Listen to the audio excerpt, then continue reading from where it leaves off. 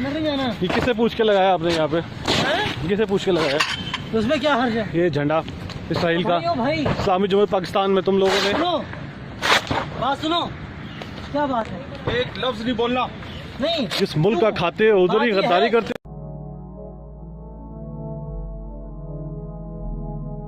अस्सलाम वालेकुम दोस्तों, आज इस टॉपिक पर बात करना बड़ा ही ज़रूरी है। हम पता नहीं गफलत के किस अंधेरे में सोए हुए हैं, हमें समझ नहीं आती कि हमारे इर्द गिर्द क्या हो रहा है। ना हमें समझ आती है, ना हमारे इदारों को समझ आती है और ना ही हमारी गवर्नमेंट को समझ आती है। हमारी आंख तो उस वक्त खुलती है जब पानी सर से गुजर जाता है। आप ख़ुद सोचें, क्या ये इस्लामी जमहूरियत पाकिस्तान है जहाँ पे इसराइल यानी कि यहूदी जो पाकिस्तान और मुसलमानों के कट्टर दुश्मन हैं, उसका झंडा इस्लामाबाद हमारे कैपिटल में एक बंदा 27 से 28 दिन लगाकर एहतजाज कर रहा होता है और उसके ख़िलाफ़ कोई भी एक्शन इदारे की तरफ से, किसी भी इदारे की तरफ से नहीं होता। बस मंजर कुछ यूँ है कि ये बंदा जिसका नाम पहले खलीलुर रहमान था, ये मुसलमान था, अब ये ज़ायनिस्ट मुस्लिम बन चुका है। अब इसने अपना नाम भी चेंज कर दिया है और इसका नाम अब डेविड एरियल है। मज़हब और नाम तब्दील करने के बाद इसने इस्लामी जमहूरियत पाकिस्तान यानी कि हमारे ही मुल्क में, हमारे ही कैपिटल में इसने 27 से 28 दिन तक धरना दिया था और जिस झोंपड़ी में इसने धरना दिया हुआ था उस पर इसराइल का झंडा लगाकर इसने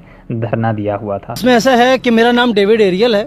ठीक है, मैं मुस्लिम ज़ायनिस्ट हूँ और मैं अपना अरबी नाम छोड़ के इंग्लिश नाम चूज़ किया है, तो लिहाजा मैं इंग्लिश में कंटिन्यू करूँगा। अच्छा, आपका नाम पहले क्या था?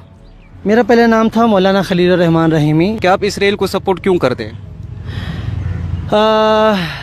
बिकॉज आई लव यरूशलेम। इस दौरान हमारी हुकूमत के किसी भी बंदे ने या किसी भी इदारे ने, पुलिस ने, आर्मी ने, किसी भी इदारे ने इसके ख़िलाफ़ कोई एक्शन नहीं किया। हालांकि ये एक बंदा था, लेकिन पाकिस्तान में रहकर इसने पाकिस्तान दुश्मन मुल्क इसराइल का झंडा लगाकर ये धरना दे रहा था और इसके ख़िलाफ़ कोई एक्शन नहीं हुआ।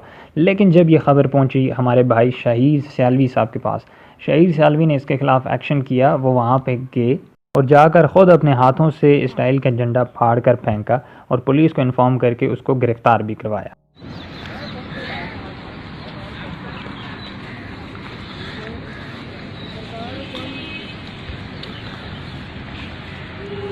कहाँ जा रहे हैं? हाँ हाँ, तो भाई मैं बाहर बैठा हूँ, अंदर नहीं जाना। ये किससे पूछ के लगाया आपने यहाँ पे? किससे पूछ के लगाया? तो उसमें क्या हर्ज है? ये झंडा इसराइल का भाई इस्लामी जमहूरियत पाकिस्तान में तुम लोगों ने। सुनो, बात सुनो, क्या बात है? एक लफ्ज नहीं बोलना। नहीं, जिस मुल्क का खाते हो उधर ही गद्दारी करते। ये मनाज़र देखने के बाद आप भी यकीन कर लें कि पाकिस्तान में ऐसे अनासर मौजूद हैं जो हमारे मुल्क के और हमारे मज़हब इस्लाम के दुश्मन हैं और आए दिन कोई ना कोई ऐसा नया शोशा छोड़ते रहते हैं। हमें क्या करना है? हमें अपनी आँखें और दिमाग को खोल के रखना है। ऐसे अनासर को होने नहीं देना। ऐसे अनासर को जितना हो सके, जितना जल्दी हो सके रोक सकते हैं तो रोक सके, क्योंकि हमारी गवर्नमेंट भी तब तक एक्शन में नहीं आती जब तक कोई इंसान उसके ख़िलाफ़ कोई ना कोई एप्लीकेशन दायर नहीं करता। आप ख़ुद देख लें कि इस्लामाबाद में ये बंदा बैठा रहा, मतलब इसराइल का झंडा लगा कर ये तकरीबन 27 से 28 दिन वहाँ पर बैठा रहा, किसी ने कोई एक्शन नहीं लिया। लेकिन जब शहीद सियालवी वहाँ पे गया, उसने झंडा फाड़ा, उसने पुलिस को इन्फॉर्म किया, तो तब उन्होंने एक्शन लिया और तब उसे शख्स को पकड़ कर उन्होंने जेल में डाला। तो मतलब कहने का ये है कि हमें ख़ुद ही कुछ करना पड़ेगा, तब हमारी पुलिस, आर्मी या हमारी गवर्नमेंट भी एक्शन में आएगी। हरकत में वो तभी आते हैं जब आप कुछ करेंगे। जब आपकी नज़रों के सामने इस तरह के अनासर हो रहे होते हैं तो खुदारा उनको रोकने की कोशिश किया करें। ना रोक सकें तो कम से कम इदारों को इन्फॉर्म किया करें और उन्हें बोला करें कि कम से कम इसके ख़िलाफ़ कोई ना कोई एक्शन लें। अब इस मामले पर शहीद सियालवी साहब ख़ुद भी सारी रुदात बता रहे हैं कि कैसे उन्हें पता चला और कैसे वो वहाँ पे गए और उन्होंने वहाँ पे इसराइल का झंडा क्यों फाड़ा। सारी बात उनकी भी आप सुन लें और इस बारे में आप कुछ हमें कमेंट में अपनी राय से आगाह करना चाहें तो ज़रूर कमेंट कर दीजिएगा। अस्सलाम वालेकुम वरहमतुल्लाह। शहीद सियालवी आपसे मुखातिब हूँ। पिछले 27 दिनों से एक शख्स इजराइल का झंडा लगा के इजराइल की हमायत में बकवास करता रहा। इस्लामाबाद प्रेस क्लब के सामने बैठ के no one was there to stop him. हमें मजबूरन जाना पड़ा, वो इजराइल का झंडा फाड़ के और उसके खिलाफ एक्शन लेना पड़ा। और जब वो हाइप क्रिएट हुई तो तब जाके पुलिस भी आई, उसको अरेस्ट भी किया, उसके खैमे को भी जला के चले गए और अभी वो जेल में है। बात यह है कि अब पाकिस्तानियों, जब तक तुम लोग पहल नहीं करोगे किसी ने नहीं आना। जब तक तुम लोग दिलेर नहीं बनोगे तब तक कुफर लर्जेगा नहीं। जब तक इनके गिट्टों में बैठे रहोगे तब तक यूं ही जो है ना तबाह बर्बाद होते रहोगे और इस तरह की आइडियोलॉजी वाले लोग हमारे पार्लियामेंट तक पहुंच सकते हैं। तमाम पाकिस्तानियों से दरख्वास्त है पूरे पाकिस्तान में हमारी तंजीम जो स्टेट यूथ पार्लियामेंट है, ये तमाम सियासी और मजहबी जमात के जो यूथ विंग्स हैं उनकी लीडरशिप का अलाइंस है, जो हमारे नज़रिए के नौजवान हैं उनका अलाइंस है। इसकी तंजीम साजी शुरू करें पूरे पाकिस्तान में। जैसे ही ये लॉकडाउन ख़त्म होगा, कोरोना वायरस का सिलसिला ख़त्म हो जाएगा इंशाअल्लाह ताला, जब ठीक हो जाएगा मुल्की निज़ाम, तो फ़ौरन सबसे पहला जलसा हम लोग निश्तर पार्क कराची में करेंगे, दूसरा जलसा हम लोग मीनार पाकिस्तान लाहौर में करेंगे नौजवानों का इंशाल्लाह, और तीसरा जलसा हम लोग लियाकत बाग रावलपिंडी में करेंगे, और फिर कंट्री वाइड कैंपेन इंशाल्लाह नजरिया पाकिस्तान के दिफा के लिए होगी। हमारा 8 पॉइंट एजेंडा है जो डिमांड्स हैं। नंबर 1 सबसे पहले ये कि डॉक्टर आफिया सिद्दीकी को फिल फॉर पाकिस्तान वापस लाया जाए और उस पर अमल दरामद शुरू कर दिया जाए इस कैंपेन पे।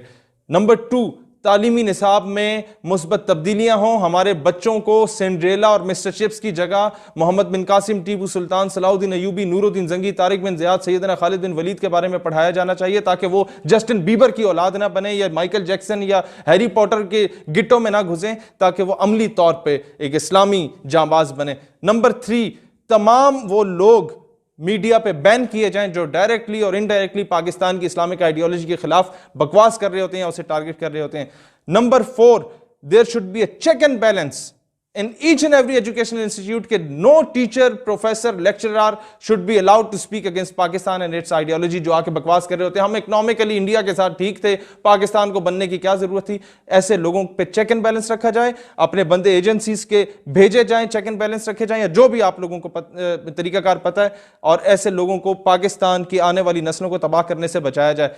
Number 5 anyone speaking in favor of Israel in any means in parliament or anywhere else at media or in any sort of educational institute कि जी हम इकोनॉमिकली ठीक हो जाएंगे, देखो अरब वाले भी जो इसराइल को एक्सेप्ट कर रहे हैं तो हमें भी कर लेना चाहिए, खबरदार इस तरह की बात कोई भी करेगा उसे फिल फॉर एक्सपेल किया जाए, ये कानून बनाया जाए हमारे मुल्क में।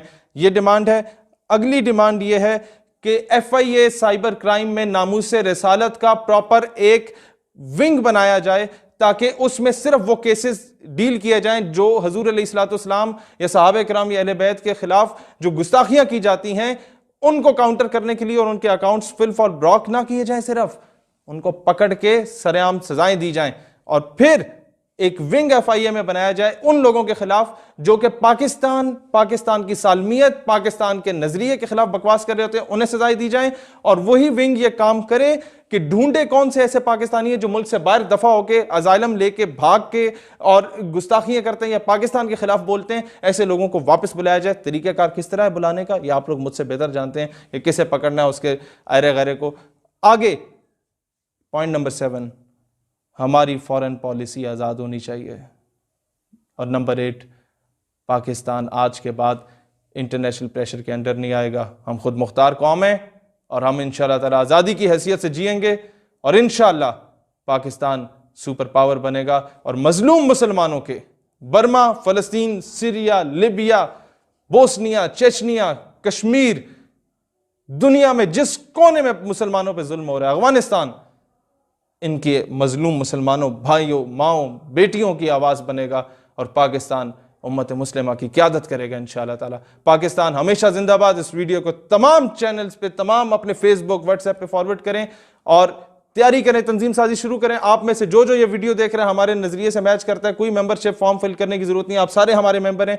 तंजीम साजी करें अपने इलाकों में सोशल मीडिया के जरिए। जैसे ही लॉकडाउन खत्म होता है तो जलसों का ऐलान किया जाएगा। पाकिस्तान हमेशा जिंदाबाद।